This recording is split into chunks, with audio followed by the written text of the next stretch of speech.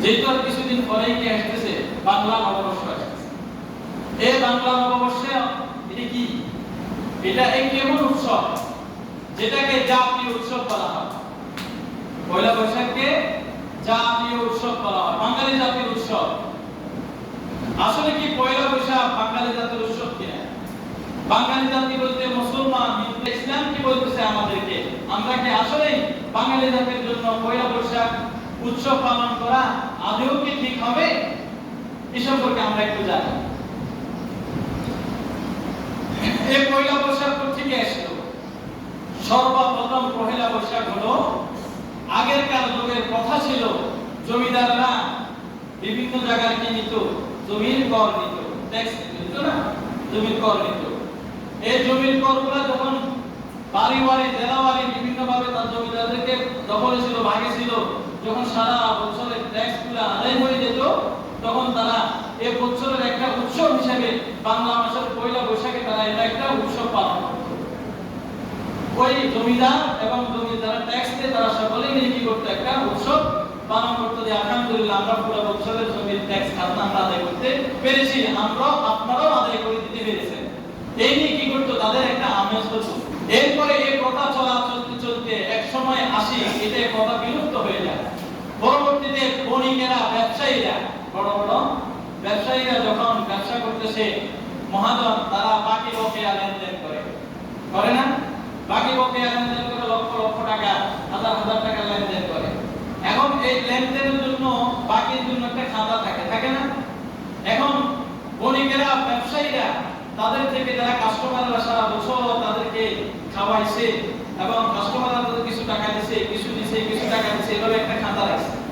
এখন যখন একটা বছর পূর্ণ হয়ে যায় আর এই বছরটাকে তারা বাংলা মাস হিসেবে গণনা করে চৈত্র মাসের শেষ তাদের খাতাটা ক্লোজ করিয়া নতুন একটা খাতা আবার নতুন করে তৈরি করা হয়, যেটাকে বলা হয় কি হাল খাতা। এটাকে কি বলা হয়? হাল খাতা।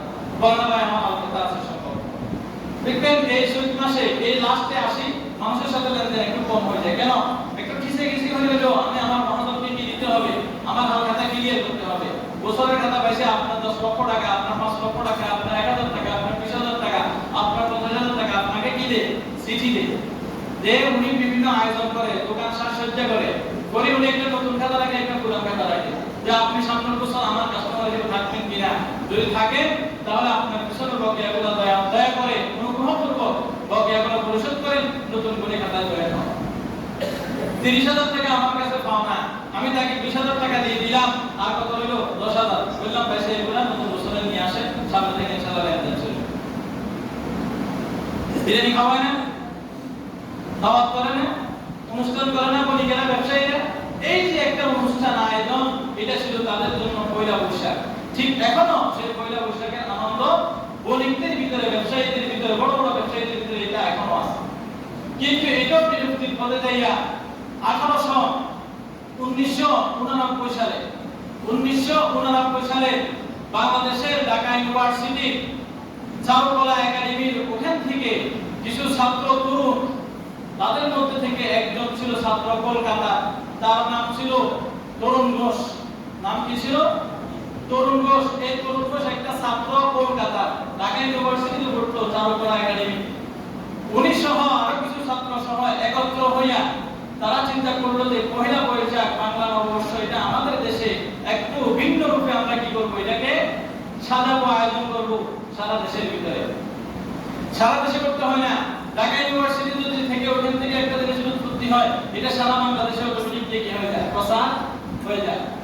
তাহলে ঢাকা ইউনিভার্সিটির চারুকলা একাডেমির ওখান থেকে যখন তারা পয়লা বৈশাখ পালন করার জন্য একটা উদ্যোগ নিল, ওই উদ্যোগটার ভিতরে একজন ছাত্রের নাম কি বললাম, তরুণ ঘোষ। তার নেতৃত্বে পয়লা বৈশাখ পালন করার জন্য সে বাছাই করলো যে আমাদের এই পয়লা বৈশাখের কি কি আমরা আয়োজন মেনু রাখতে পারি মানুষ দেখার জন্য। তো সে কি করলো, কলকাতা বা ভারতবর্ষে তারা নতুন বর্ষ পালন করার জন্য তারা যে যে চিত্রগুলা, যে যে অঙ্কগুলা, যে যে প্রতিমাগুলা, যে যে ছবিগুলা, যে সমস্ত মেনুগুলা তাদের বছরের অনুষ্ঠানের ভিতরে, যাত্রার ভিতরে, উৎসবের ভিতরে তারা কি করে, দেখায়, প্রদর্শন করে। আমরা পয়লা বৈশাখে ঠিক ওইগুলাকে নিয়ে আসবো, যেটাকে শোভাযাত্রা। কি বলে? শোভাযাত্রা অথবা মঙ্গল যাত্রা। পয়লা বৈশাখ শোভাযাত্রা অথবা মঙ্গল যাত্রা। দেখেন, পয়লা বৈশাখের শোভাযাত্রা অথবা এই মঙ্গল যাত্রা যেটাকে বলে, ওইটার ভিতরে তারা বাংলা নববর্ষ পালন করতে গিয়ে বাংলা জাতি মানে বাংলাদেশের জাতীয়তাগতভাবে আমরা নতুন বছর পালন করতেছি পয়লা বৈশাখে। আর এই পয়লা বৈশাখের যে সমস্ত বিষয়গুলো আমরা শোভাযাত্রা বা মঙ্গল যাত্রার ভিতরে দেখি, এগুলো আমাদের বাঙালি সংস্কৃতির ঐতিহ্যের ভিতরে বা ঐতিহ্যের ইতিহাসের ভিতরে কি আছে আপনি দেখেন। এই যে কুকুরের একটা চিত্র বা ছবি দেখা, এটা কি আমাদের বাঙালি জাতির ঐতিহ্যের ভিতরে কিছু আছে? নাই। বাঘ অথবা সিংহের একটা মাথা দেখায়, চিত্র অঙ্কন দেখায়, এটা আমাদের বাঙালি জাতির ঐতিহ্যের ভিতরে কি আছে বলে? আরেকটা বানর বা শিয়ালের মতো লেজওয়ালা একটা কি জানো, তারা শোভাযাত্রার ভিতরে নাড়ানাড়ি কি করে দেখায়, এটা আমাদের বাঙালি জাতির ঐতিহ্যের ভিতরে কি আছে কিনা দেখেন। এরপরে তারা গরুর একটা চিত্র, একটা কুকুরের একটা চিত্র, মহিলা মেয়ে প্রতিমা, তাদের হিন্দুদের একটা প্রতিমার মতো একটা চিত্র তারা পয়লা বৈশাখে অনুষ্ঠানের ভিতরে তারা সেটা নাড়ি দেখায়। গরুর গাড়ি নিয়ে যায়, ওখানে ভিতরে আরো কত কিছু, হাতি একটা দেখায়।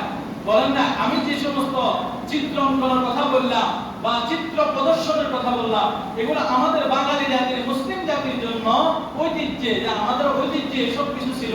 আমাদের কি আছে এগুলোর ঐতিহ্যে? কি আছে বলেন না, আছে নাকি কিছু? নাই। তো এগুলা দিয়া আমাদের মঙ্গল শোভাযাত্রা করা হয়, পয়লা বৈশাখের নববর্ষ উদযাপন করা হয়। আমাদের বাঙালি জাতির ঐতিহ্য দেখানো হচ্ছে যে আজকে বছরের প্রথম দিন বাংলা নববর্ষ। আচ্ছা দেখেন, যে প্রতিমাটা দেওয়া হয়, দেখানো হয়, এই প্রতিমাটা কি আমাদের মুসলিম জাতির কোনো ইবাদতখানার ভিতরে আসেনি? নাই। কাদের? হিন্দুদের একটা গির্জা, হিন্দুদের মন্দিরে, তাদের প্রাঙ্গণে এগুলা দেখা যায়।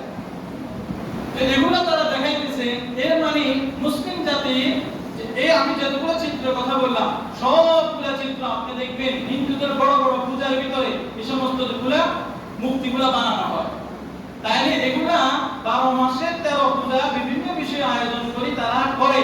আর পয়লা বৈশাখ বাঙালি জাতি নববর্ষ উৎসব পয়লা বৈশাখ পালন করার জন্য হিন্দুদের সবগুলা বৈচিত্র্যের অঙ্কন চিত্র নিয়ে আসে পয়লা বৈশাখে মানুষকে দেখানোর জন্য, যে তোমরা তো আমাদের মন্দিরে, তোমরা তো আমাদের গির্জাতে, তোমরা তো আমাদের পেগোডাতে যাইয়া এরকম পূজা দাও না, আনন্দ উপভোগ করো না, হাস্যোজ্জ্বল ভাবে রং তামাশা করো না। আজকে পয়লা বৈশাখে এই শোভাযাত্রায় এবং মঙ্গল যাত্রায় তোমরাও আমাদের সাথে একসাথে হও। এই জন্য ঢাকা ইউনিভার্সিটি, চট্টগ্রাম ইউনিভার্সিটি, বিভিন্ন ইউনিভার্সিটি থেকে, চারুকলা একাডেমি থেকে তারা মঙ্গল শোভাযাত্রা নিয়ে বাইর হয়। আর সেখানে আমাদের মুসলমানদের সন্তানরাও সেই উৎসবে একসাথে হয়। আর অথচ আমরা মুসলমানেরা দৈনিক 5 ওয়াক্ত নামাজে আল্লাহর সাথে ওয়াদা করে থাকি, ইয়াকা না'বুদু ওয়া ইয়াকা